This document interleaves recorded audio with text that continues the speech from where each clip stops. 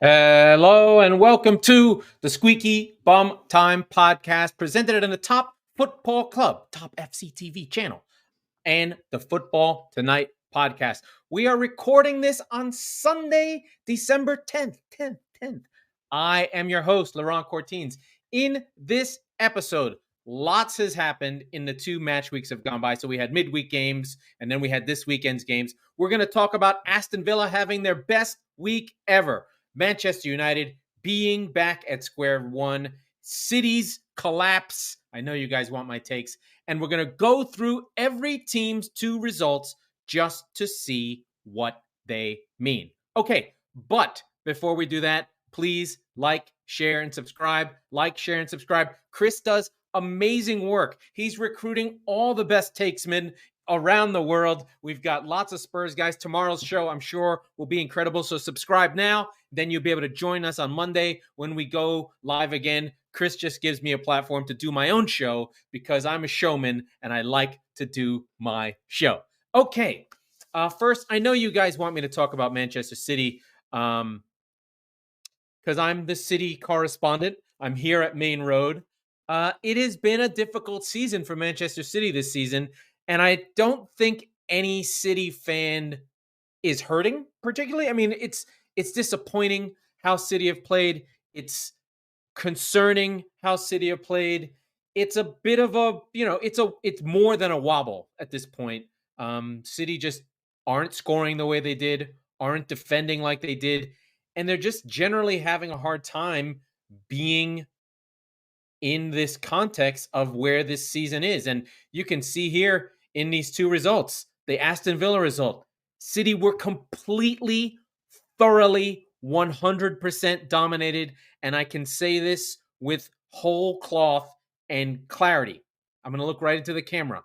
This was the worst performance City has had under Pep Guardiola, and they were beaten more thoroughly than in any game I have ever seen in the 7 years under Pep. There's not a game that was close. Even the Liverpool thrashings when we went to Anfield were flying high and got punched in the mouth. It was not like this. We always created chances. We would lose 5-2. We would keep going and keep trying to score. In this game, there were 2 shots on target in the 10th minute by Haaland that we almost scored, and then that was it. It was a complete and utter dominant performance, and I can't tell you how worrying it was. It was one of the worst. I mean, this is what City do to people. 22 shots, 2-2. This doesn't happen to City. City were out-Cityed by Aston Villa. Unai Emery deserves all the credit. This was a shocking performance where this was the first time I was like, oh my God, City are doomed. And then this other week's game, a must-win versus Luton, where we went down a goal. And the only thing being here was that City were able to get out of it and pull the game back in the second half. And an amazing strike by Silva and Jack Grealish. But again, see, this is more like an 18-6. But this is against Luton, a relegated team.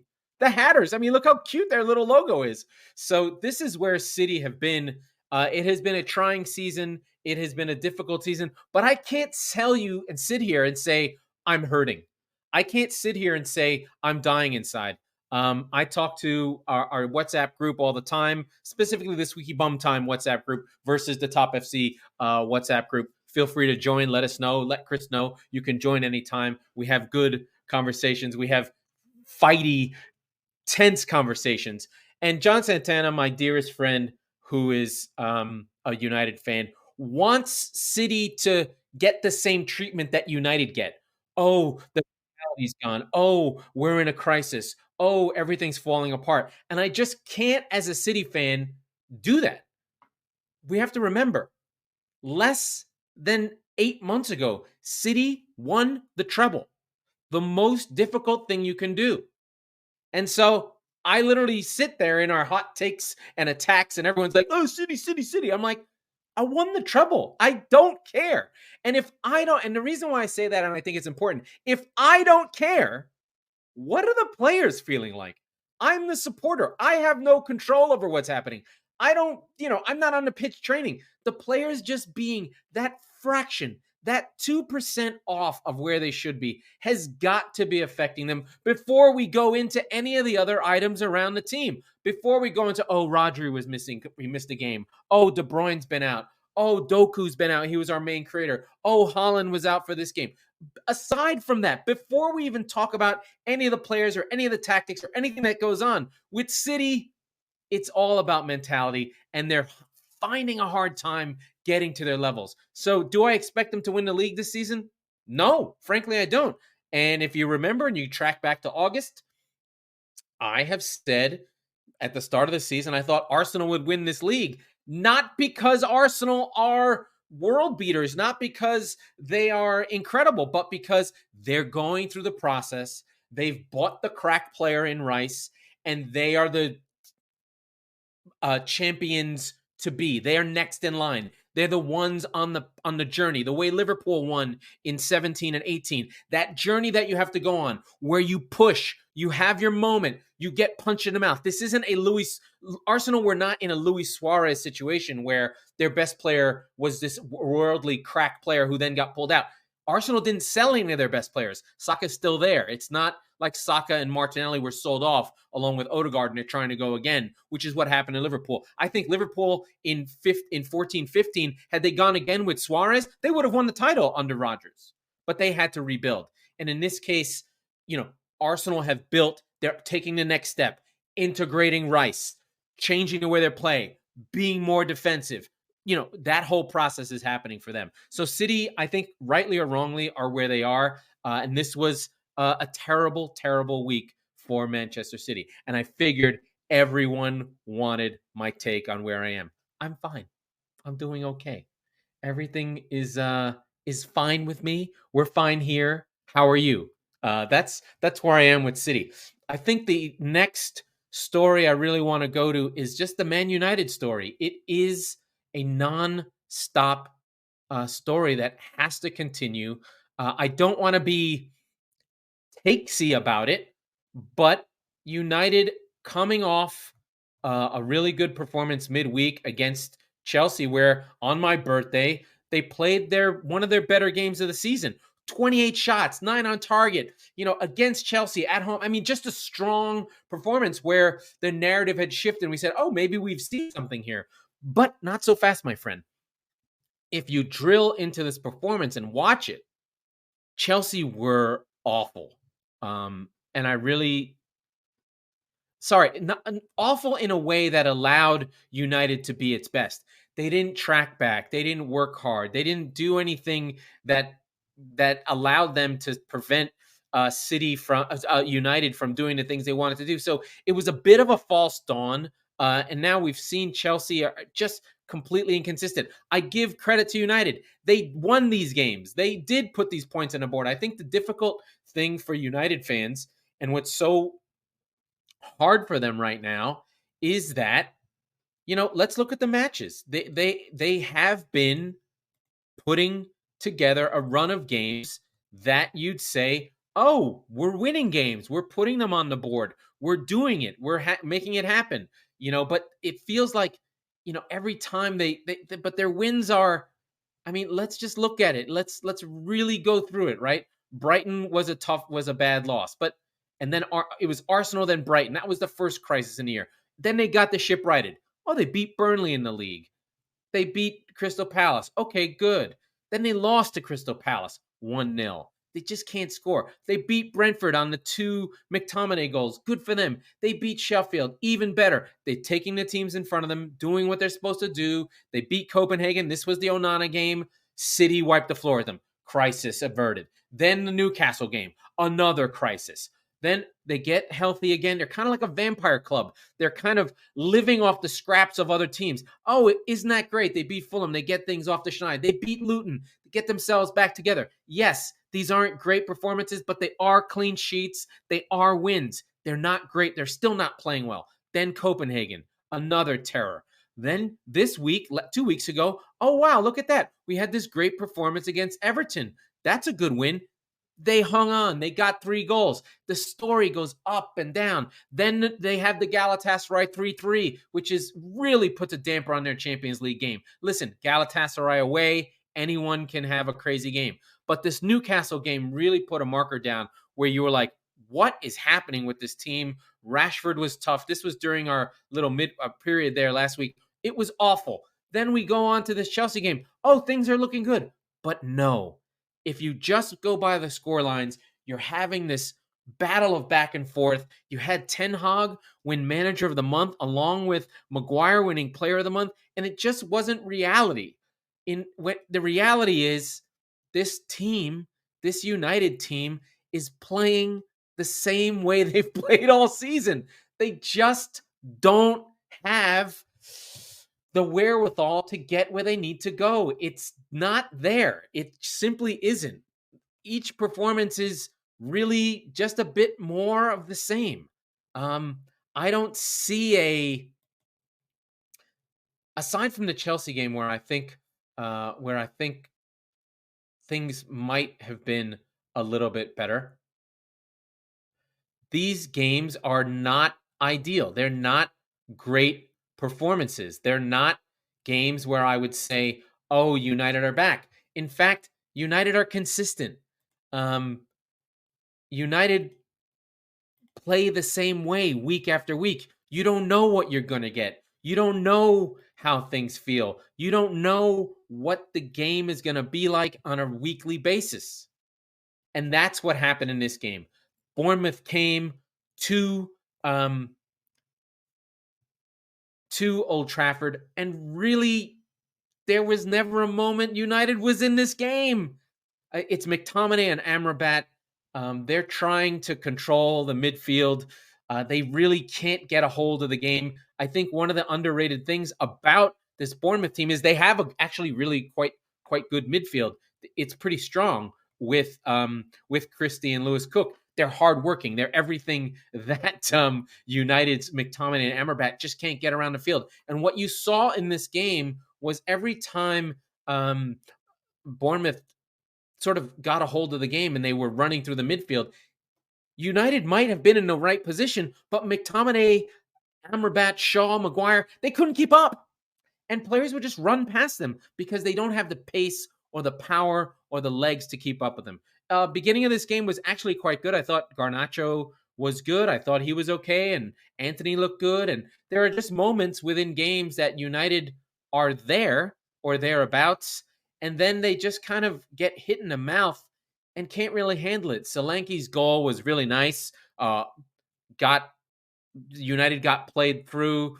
Solanke in a front post, near post run, cuts in front of Maguire, hit the cross is fantastic. And Solanke is the kind of striker that, in some sense, United actually need. They need just a physical presence, a player who can show up, run the channels, do the hard work. And Bournemouth were able to do that.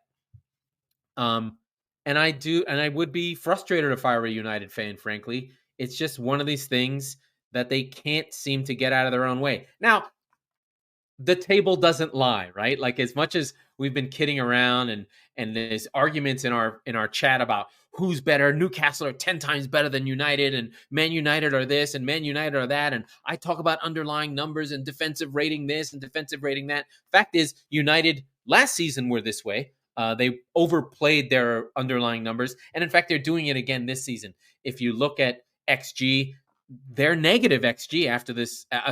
Their negative goal difference after this game, and they're in the top 10. They're the only team that's anywhere near like this. It's actually surprising at how United are doing this. I mean, let's look who's around them.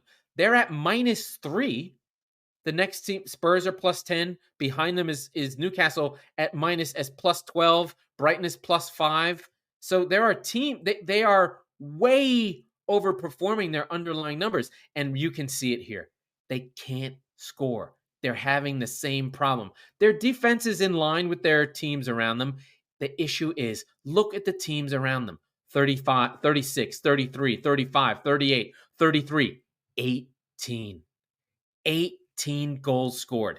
The issue for United, we talk about the defense being the shambles, and this. Everything is connected. They can't get a hold of the ball, so they have to play a sort of long ball style, and their players who are strikers aren't getting enough service. So they spend a lot of time defending, and they, as a unit, are a decent defensive group.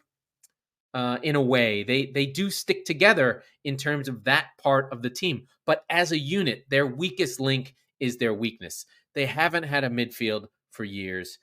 Scott McTominay, bless him for the goals he scores, but the idea that you can build up with Scott McTominay in central midfield is laughable. He can't seem, or no one has taught him, to take a ball on a half turn. He can't seem to get the ball from defense and turn and play the ball out wide. He seems to play it straight back to where it came from, which slows everything down, lets defenses set. So from an offensive perspective, from a transition perspective, he can't take it and move it where it needs to go. United have been better with Shaw, but they're really just struggling to build up and score goals. So a lot of the things that Ten Hag is trying to put into place don't make sense. So you have this ball-playing goalkeeper who doesn't have midfielders to play the ball to. You have a center back who can play the ball, but he can't run. He can't defend the spaces he needs to do to play a high line and press. So there's just a lot of disjointed thinking within the team, a lot of parts that don't make sense, a lot of illogical decisions around Martial. And I know Ten Hag's trying to do the right thing. I gave him a lot of credit during the season, last season, that he put this team together. But I just think fundamentally they're not joined as a group in the locker room, as a group, as a team. They just seem to always be a little disconnected from each other, and things seem or feel from the outside. Listen, we don't know anything about the locker room. We don't know how it's connected. The way that I always talk about this is, think about any time you've ever had a job and there's transition, a new boss, you hear about layoffs. When that feeling is in the air at a workplace, let's not leave the football aside, because that's what United's in, right? They have a bad owner who's an absentee, and their structure is all wrong. When you work at a place that's like that, you're stressed out. You can't think just about work. You get very about covering your own ass, about doing your own job. You don't want to hang out with your coworkers after work and complain. You don't want to do any of those things. So I can imagine that inside Man United, going to work, just as a workplace drama, it sucks. You have one guy's trying to pull the team in the right direction in Ten Hag. You have some players trying to pull the team in the right direction, and then you don't understand. You get mad at your boss. You're not seeing the results. All the things you think make sense aren't making sense. And so the team just sort of sinks and hurts and doesn't function the way you want it to. And it's frustrating, and you get sad and you get mad, and going to work is terrible. I would imagine going to work at Man United is awful right now. It doesn't feel good. We can talk about players and whatever and all this stuff. I'm not going to talk about that. I kind of want to think about it in terms of this 2-week period. Going to work at United sucks. Now they have to play Bayern. They have to try and find a way to beat the mighty Bayern Munich on Tuesday at home. This is going to be a seminal moment for them. They have to show up. Bayern are coming in wounded. And then they have Liverpool. 2 really bad performances here, and I think they could be. I don't think Ten Hag will get fired, but they're in trouble. Their easy part of their schedule is kind of gone now. Look at this: Liverpool, wounded West Ham away, Aston Villa at home, Nottingham Forest away, Spurs. I mean, these are things are going to get much more difficult for United until this Luton game again in February. So they could really be in trouble, and we'll see where they are. We've gone through their 2 games. It's not working for Ten Hag. He's grasping. He's trying to find out the way he can get to where he needs to get to, and it's not working for him. Let us go to a team it is working for, the leaders. Actually, no, let's go to Arsenal, because Arsenal had a tough week. They had a tough game at Luton. We know, we just played Luton City. where they came back, and I really thought that Luton was going to pull this out. This is their 2-week stretch. And then that weakness again showed in the Villa game. Now, this Villa match was a good performance by Arsenal ultimately, but their finishing was poor. 5 shots on target. It seems the Gabriel Jesus disease is spreading to the rest of the team. In this case, Odegaard just had a couple of really, really good chances in the 18-yard box. Couldn't put them in. Saka had one early on the volley. A tougher job. They're having problems with creativity. And I think the issue for them is really that Declan Rice is not the passer or creative player that Partey was. And so everyone is looking for that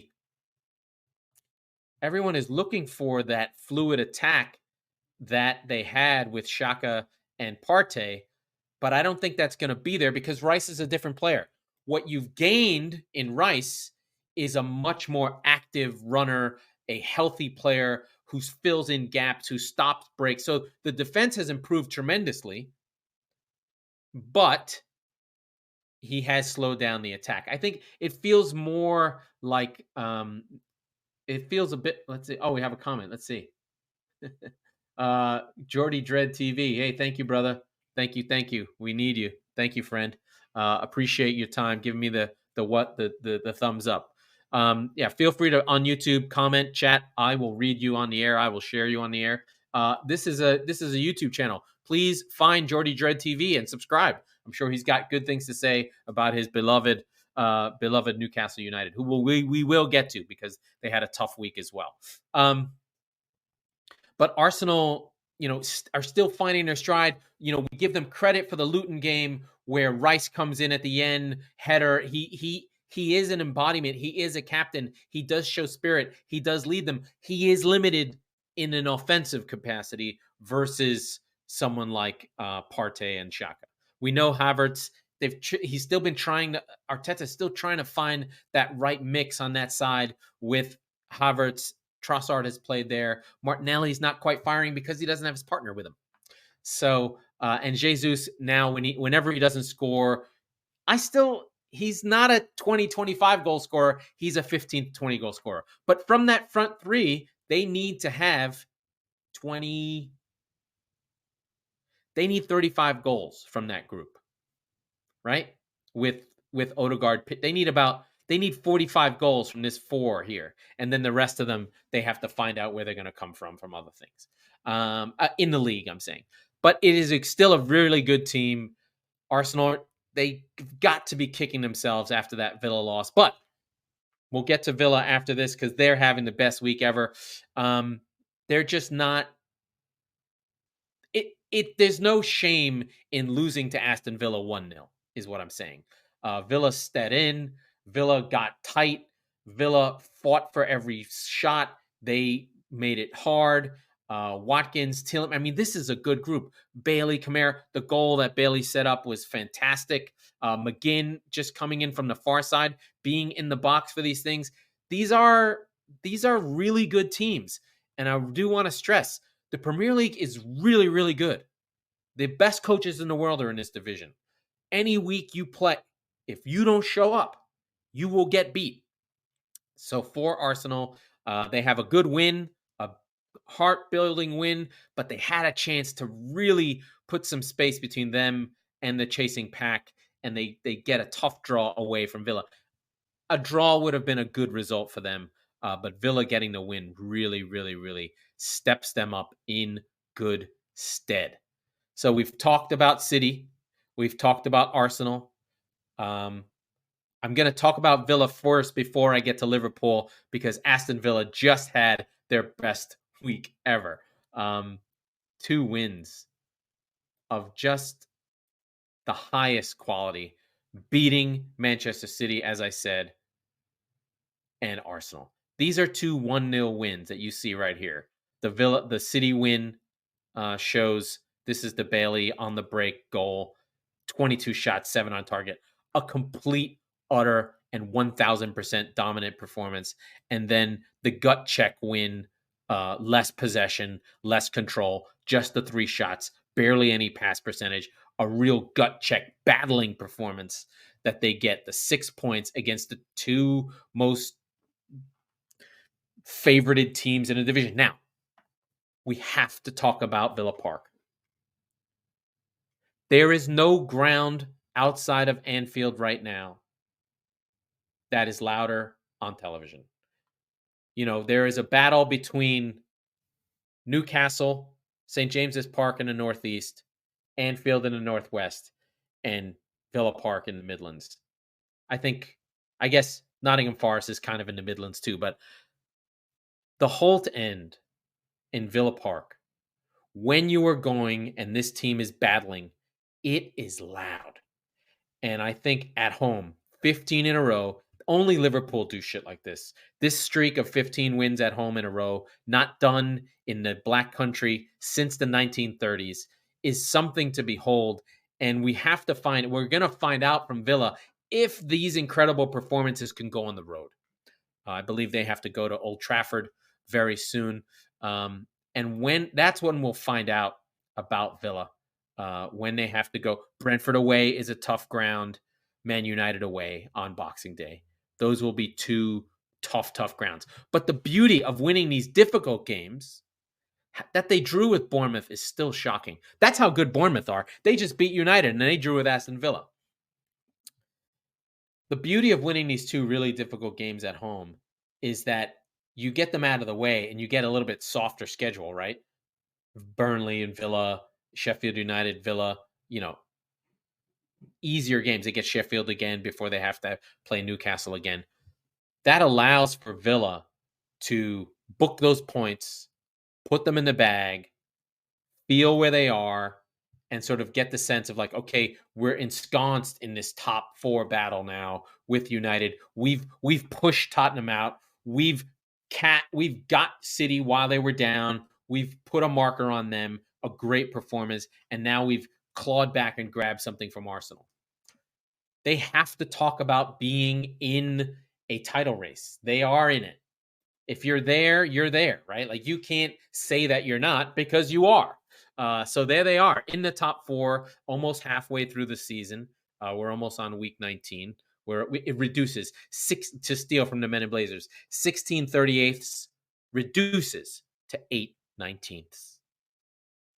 Correct. And we are getting closer to the end there. But what I really like from Villa is the consistency of performance, the spirit of the team playing together. They know they have a tactical mastermind in Emery who's a video lunatic. He really has put things through on them, and you know how they're going to play.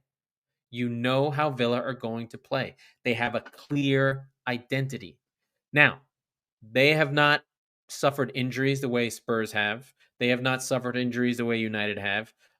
They didn't, they probably haven't had as many different stressful games in terms of playing these Champions League games away. They're in the Conference League. So there's caveats to why these teams are. And granted, I don't think anyone thinks that Aston Villa can win the title right now.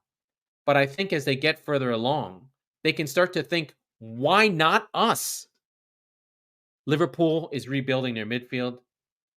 Arsenal still has to overcome and do it. Are they really ready? City are in a hangover in the epic Jack Grealish proportions after winning the treble. Spurs are not ready, and United are definitely not ready. So why not Aston Villa? Only 2 teams can really start to put their hand on the title and say, we're there. Or 3 can say that we're there. We know Liverpool have the mentality in the club, but they have a rebuilt midfield with Subazai and Endo and McAllister and young Elliott. So they're in a different phase. It's still Salah, but they're rebuilding. They still have Van Dijk. They're one part of their spine has been removed, and they're putting in a new spine. So they're working on that. And so Liverpool are a bit of a work in progress. And we'll get to them after Villa. But why not Villa? Why not? If they don't get injured, they have a really good striker in Watkins. They have a really strong number 10 in Diaby. They've got a great midfielder in Douglas Luiz that Arsenal was trying to grab, and I can see why. And they have a strong defense in Konza and I forget his. They have another Douglas, not Douglas Luiz. Let me just let me make sure I give all the credit to Villa that they deserve, and make sure that their players know that I know who they are. Let's just call out that lineup: Diego Carlos, Pau Torres in defense. Sorry, Konza was on the wing. They've replaced Konza and Mings. Gone to a 3. Digne is really a winger. So strong defense, good in attack, know how to play, have an identity. Have not had their difficult patch yet, I'd say. So we don't know about Villa yet. How do they handle a loss? How do they handle 2 losses? They had that early loss, and where do they go from there? So that's them. Let us chat about the great and powerful Liverpool, who did have a good week. Difficult games that you would have thought they played better, but they got through them. I think we talked a little bit about Fulham. That was a tricky game where they had to come back and win. Sheffield United scored late. Van Dijk 1 goal early, but you'd expect them to do better against Sheffield United. Actually, this is a good performance. Let me not crack on them for that, but they're beating the teams they're supposed to, right? They've now Liverpool are, taking out Crystal Palace and Sheffield United in their 2 match week games. This one is a lot of VAR, not a great performance. Only 2 shots on goal, controlled. Crystal Palace are in a Roy Hodgson state where they're still not quite playing the way they should. A lot of Will Hughes, no Eze, no Elise, not quite where they want to go, but they did get a gift in this red card for Jordan Ayew. It did not look like they were going to score. Ayew gets a first yellow card for preventing a kickoff on a restart. It's a little bit shaky. And then the second yellow is a debatable yellow. I don't want those type of calls made. There were 2 long VAR calls, one for the penalty where it was a step on a foot, and then there was one earlier that was called off. I can't quite remember. There were long. I'm glad I didn't watch this game. I just watched the highlights. But VAR calls are just brutal. Roy Hodgson really got himself fined by calling out the Premier League for how VAR is handled, what happens in every game, etc., etc., etc. Again, Matip out for the season. We still haven't seen Robertson. So Van Dijk, Alisson back in, save their ass. So they're pieces of Liverpool that are missing, and they are getting the wins they need to, despite playing not as great as they want to. I mean, it's not fair to Liverpool to give them a hard time. But I think if I listen to our chat and I listen to our group of players, there is a little trepidation. There is a little fear. There is a little worry within Liverpool's play that against better teams, they would have a hard time. So they are in the Europa League. They play teams like Lask and Julian Saint-Gilloise. This isn't to disrespect those teams, but Liverpool is a Champions League quarter finalist at a minimum side, and they're playing sort of lower performances. I mean, there's still Salah to have his hot run. They still need to be ready when they deal with Africa. But next week, aside from this Union Saint-Gilloise game that they can probably put off, they're going to play Liverpool. They're going to play Man United at home. And this is a game of their season. I know I want to see them put 5 past them. As much as I hate Liverpool, I love the schadenfreude of United getting smoked. So their week was good, and they sit top of the league after 17 games. After match week 16. I don't think Liverpool fans are sitting there going, oh, we're going to win the league. But they have a knack of not losing. And that goes a long way. They don't want to draw too many, and they know that the freight train that is Man City may get started again. I don't know. But, 7 losses isn't going to make it. 4 usually doesn't make it. We will see how things shake up. Come back to us in February and see where things are. But right now, Liverpool have got to feel good. They know they can win at home. They're winning these away games where they're not playing well. So they've got to feel good. They're the form team right now, with 3 in a row, haven't lost in any of their last 5. So they're in good shape right now, different than the other teams. And they still have the best attack in the league. I mean, God forbid Darwin Nunez start scoring as many goals as Posty hit, and all of a sudden Liverpool will be gone, done and dusted. But they're there. They're close. They're very close. Joint best defense in the division. As long as they have Allison, they'll feel in good shape. We continue with our bi-weekly superstar teams. Let's actually go to Villa themselves. Did I already talk about Villa? I think I did. I'd say I talked about Villa. Let us touch on Chelsea, who don't deserve to be in this top tier in terms of their performances, but are historically one of the teams that we've got to discuss on a weekly basis. Let's see what's happened with Chelsea in this week. They lost to Everton badly. And prior to that, lost to United. I think at this point, if you lose to United and you're a good team, you're not a good team. This Brighton win looks a lot better now that I think about it, but they are poor. They can't string together good performances, and this week they just strung together two really bad performances, losing to United on Wednesday and then Everton today. Everton are proving to be a very tough side. Look at this. 9-5, 27%, 64% accuracy. Look at, you can have the ball, you can pass it around, but it doesn't mean anything if when you get hit on the break, Decore scores on you. Really powerful running, really strong Everton performance in terms of pace and power and everything like that. 7 wins with less than 50% more than any other team this season. Everton are a real threat. This man right here, Dwight McNeil, is really tough. He's a hard runner. This team is taking on a Dychian quality with more talent. This Everton team was never as bad as it looked. They had bad coaching. Frank Lampard is one of the worst coaches you can see, and he was there for 18 months. So you can imagine once they actually got a real coach, and Sean Dyche is a real coach, in the door, Everton were ready to go. And then the 10-point deduction, Sean Dyche has grabbed a hold of and said, we are not losing. We are making this happen. And if it weren't for the 10-point deduction, let's look where they would be. Everton. Let's take their points and add 10 to them. Everton are on 13. They would be on 23. They would be right in here in the top 10. So this is the top 10 side in the relegation zone. Even on goal difference. Better than Man United.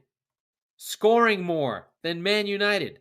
A better defense than Tottenham.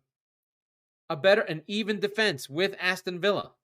So this is a team that is right there with the big boys in terms of their ranking, in terms of all their pieces. They've been really good at XG. They hadn't been finishing earlier on. They had to get rid of Neil Maupay. But look at that. They are on a 0 goal difference. This is a top half team, right? That's what low single digits minus makes you a top half team. So good for Everton. But Chelsea are poor. And as bad as their season has been, they're still on negative goal difference. They have their moments, but this last run of form has been poor. I expect it to stay this way. I expect them to have a hard time. They'll beat Sheffield United at home and feel good. They'll have a battle against Wolves. They'll have a battle against Crystal Palace. They have a quarterfinal matchup against a wounded Newcastle, and we'll see where they can go. They're just having a hard time. It's up and down right now for Chelsea and what they do and how they finish. I think a top 10 finish for Chelsea at this point would be a really, really good season.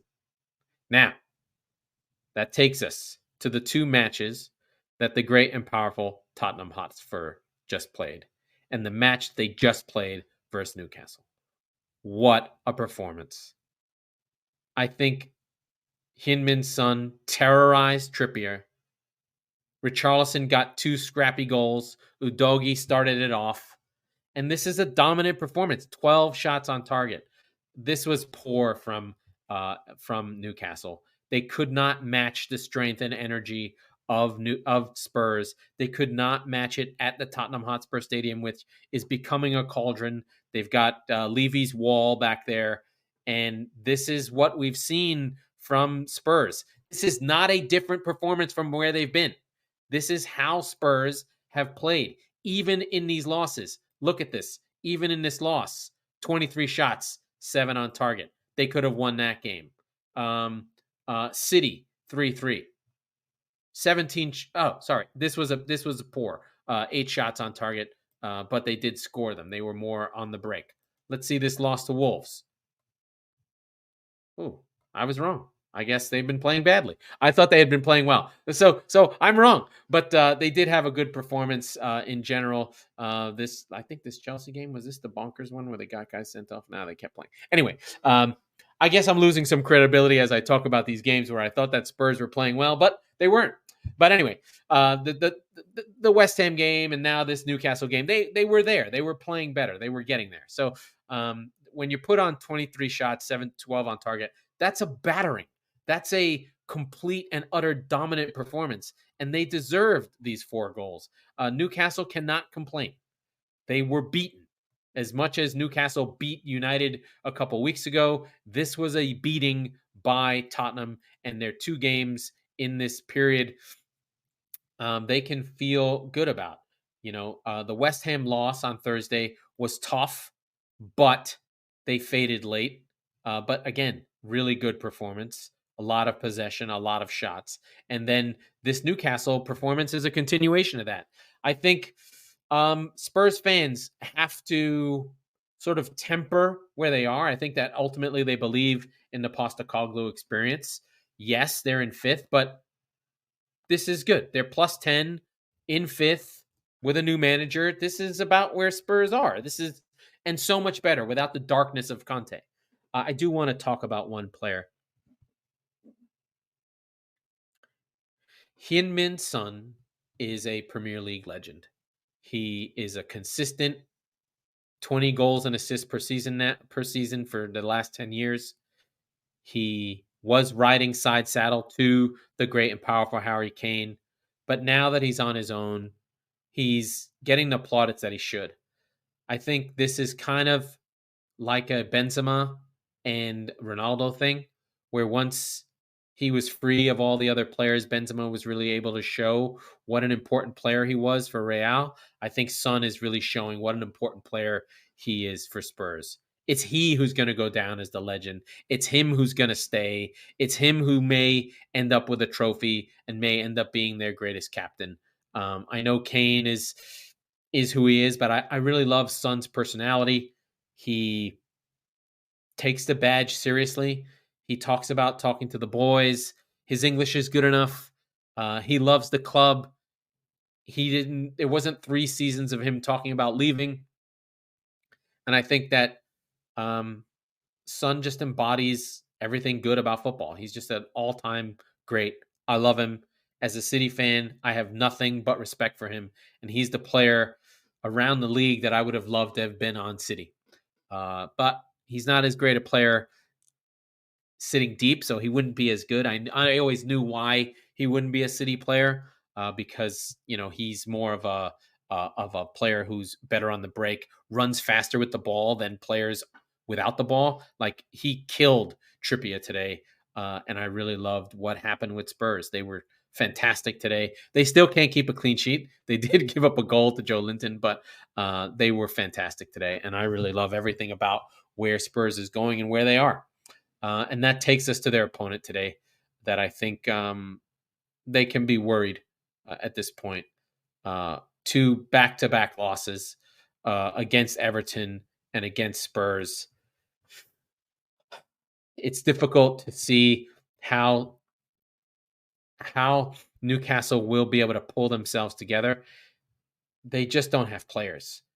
This group, look, it's not so much about who they're playing. These guys are playing every minute of every game now. Trippier, Lascelles, Schär and Lascelles should not be playing. They're both hurt. Miley's 18 years old. Trippier ran out of gas. Dubravka is not nearly the player Pope is. Livramento shouldn't be in there. Burn should be there. So a lot of the stuff is losing. They did get help from Longstaff and Callum Wilson coming back, but they're playing extra goalkeepers. Paul Dummett, I mean, come on. Youngsters, Gillespie, Murphy, Loris Karius. Why is Loris Karius on the bench? Just not good enough. And they're just suffering from playing that single style of play that they can't get control of games. They're not scoring right now, and Newcastle are hurting. They need a win against Milan to sort of try and get them going. It feels like that PSG game really took a lot out of them, even though they dominated United the following week. But these two losses are really, really bad. 2 3-goal losses against, albeit strong opposition in Spurs and Everton, but teams that, if you're Newcastle and you want to do something this season and finish in the top 4, even if it's away from home, you can't only score 1 goal. And I think the trouble for Newcastle is depth, and they need their player or two short. They can't control games. I'm sure they would have loved to see Tonali in the midfield at this point, but he's gone. Longstaff it's nice that they have Geordies in the side, but these guys are not talent. They have a good team. They have good spirit, but the quality of Newcastle is just not there. All the creativity can't just come from Trippier, because he has games like this where he can't defend and create everything for the side. Isak didn't do enough. Almiron and Anthony just could not get enough going on their side. What's his name? Anthony Gordon. So they just couldn't get it in behind Spurs today because they couldn't get control of the midfield. And when you don't have control of the midfield, then you can't exploit the space in behind. They're just getting found out, in a sense. And this week really hurt them. And now they have to try and deal with a Champions League game. And I'm worried for them, frankly. Let us go through the table. I feel like I've got about 15 minutes to go. Let's talk about the rest of our friends in the division and what they got up to this week. We covered the top 8 pretty well. Let's talk about the great and powerful Brighton. Their 2 games this week. A draw versus Burnley is not good enough. The win against Brentford looks good, but then to have a draw against Burnley at home is just unbelievable. Just really, really poor on their part. Another dominant performance where they can't finish anything. 29 shots, 11 on target, not getting it done. Matoma hit the bar twice. Again, a dominant performance, but you have to finish chances. If you don't finish chances, you're not going to get your just rewards. My top 4 guess for Brighton is not there. They have more work to do. West Ham, good win against Spurs, but completely annihilated today by the resurgent West Ham. Not enough here to write home about. Still playing on a counter against Fulham. Come on, dude. You got to do better. I know that Areola's not there. I could see Fabianski. Maybe he shouldn't be a keeper anymore. Just giving up 5 goals is really bad stuff from West Ham. But it was bound to happen, but they are now in the minus. Fulham on a resurgence, winning 3 of their last 4. All of a sudden, they can't stop scoring goals. 5 goals against Forest, 5 goals against West Ham. What? What's happening? Jimenez on fire. Iwobi on fire. I really, really love Iwobi. I've always liked him. When he was at Everton, he was really, really good. I don't know why they sold him. I guess they needed the money. But Jimenez with 3 goals in his last 2. Oh, the ghost of Tosin Adebayo. A worldie from Harry Wilson, who's good for about a worldie a week. And the ever young Willian scoring as well. Good stuff from Fulham. They really, really, really need to hold on to Paulinho. He's the player that makes this team go. You can see here, Brentford struggling of late. They can't get Tony back soon enough. They really need Ivan Toney to come back. Losing to Sheffield on a goal by City graduate McAtee, and then losing to Brentford, to Brighton in the week. No shame in losing to Brighton, but you can't lose to Sheffield United. I don't care. This is ugly. This is just a terrible game and a terrible result for Brentford. They really need their goal-scoring guys back. I'm sure there's injuries. I'm sure there's other problems, but can't happen. We talked about the great and powerful Chelsea. Wolves get a win and a draw in their travels. The win against Burnley looks good. The draw against Forest, not as good. Cunha scoring goals, but not so much. A lot of control in this game, but you want more from Wolves. You expect to beat a team like Forest. They're still fine. Gary O'Neill's my favorite crap manager. I love him. I can't get enough. Bournemouth, the revival, 4 out of 5, unbeaten in 5. Where did this come from? They are on the road. They are the team of the weekend, defeating the great and once powerful Man United, putting 3, their greatest win in their franchise, the greatest win in club history. Solanke on fire, already has 10 goals. I think, is he on 10? He's close. Billing with an incredible header, and then Sensi catching one late. A dominant performance. And Iraola taking this team and showing what can be done with good players. They're really fast on a break. This draw versus Villa looks incredible now, and they defeated Crystal Palace. 2 clean sheets in a row away from home. What? What is going on? They have a win versus Newcastle. So good wins. That Newcastle win looks a lot better after they got killed by City, and we thought Iraola would get fired. He turned this team around. Incredible stuff by them. Good players all around the pitch. I particularly like their front players. If I want to go to their last lineup, really pacey group. And they get Luton next. They could get another win. I mean, Luton is good, but they're not world beaters. This group, Tavernier, Solanke, Semenyo, very, very strong. Really strong. And then Christie and Cook are strong, along with Billing. Just a really good, strong side that Iraola has got playing. Good on the counter, a lot of pace, a lot of power, a team that I don't want to play. Palace in trouble. Look at that. Oof. Uncle Roy, they've had injuries, but 2 losses in the week. Liverpool, they played really well. Bournemouth, less so. They need Elise and Eze. I don't know when Eze will be back. They're not going to, they could lose their next 3. If they lose their next 3, they'll probably sack Uncle Roy. I like this team. These teams that are sort of fledgling fighting teams, they can't really stand to lose their best players. Forest stopped the rot with a draw. I like Steve Cooper, but I mean, 28 goals against is really, really poor. No Iwoni again. He did make a lot of changes in this game, but just the 2 shots on target. Still playing, Gibbs White has not really put himself into these games yet. I worry for him. Lopetegui is in the wings, they say. So a little bit of a worry for the great and powerful Forest. Everton, we talked about 4 out of their last 5. This is the best team out of the relegation zone you'll ever see. Luton, they don't deserve these losses. Taking teams to the wire. Let's look at these Luton games. Almost beat City. We're up in the second half. Almost beat Arsenal 4-3. Went to war with them. Almost beat Palace. Drew with Liverpool. They've played well, especially at home.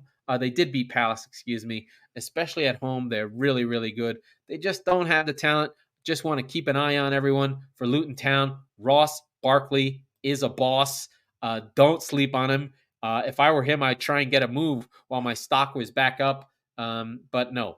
Burnley with the 1 draw and a loss, and Sheffield United getting their first win under Chris Wilder from McAtee. An incredible goal, worth a second watch. McAtee, a great player on this team, been on loan for 2 seasons. Really important for him to get his shots. McAtee, keep an eye on him. James McAtee, a really good young player, 21 years old, playing in the midfield on the wing for Sheffield United. If they're going to win, it's going to be because of him. He is a fantastic, fantastic player. So keep an eye on that. 54 minutes by yourself. Can you do that? That's hard. I do want to touch on the Champions League because it does come back this week. Before we go, let us get some Champions League juice for some of these players. Liverpool's not in the Champions League. Let's do some Champions League look up really quickly. get to watch me use a browser on a computer, which is always really exciting. But here's where the Champions League is. Let's just go through the groups really quickly. United in a must-win against Bayern. I don't see it happening. They'll probably drop out and stay where they are. Arsenal, free and clear. Can't lose this group. They'll probably just be on the beach. They're in good shape. Real Madrid and Napoli are through. Can't see Braga or anyone else. Sociedad and Inter, they are both through. So really no deep games to play in. This is where we have a big, big chance here. Newcastle have to win this game and hope that PSG don't get a result against Dortmund. It's a lot of hoping there. City are through. They don't have a problem. They'll rest everyone against Young Boys. Barca also in good shape, but not playing well. I'll just go through the list here. The big games here. Again, this Galatasaray Bayern on Tuesday. Big games here. And then PSG Dortmund. All eyes will be on this one. If PSG lose and Newcastle win, PSG are out and Newcastle will be in. A draw, I think, also helps Newcastle. But this is this Wednesday, Dortmund, PSG, Newcastle, Milan group is really where it's at for the Champions League. Okay, going to wrap it up. That was the Squeaky Bum Time podcast with your host, Laurent Cortines. We are the Premier League wing of the Top Football Club YouTube channel, presented exclusively by the Football Tonight podcast, which Chris and others will be on tomorrow. We record on Sundays, so be sure to subscribe wherever you get your podcasts so you never miss an episode. Please like, share, and subscribe. We need you. We love you. Thank you, everybody, and good night.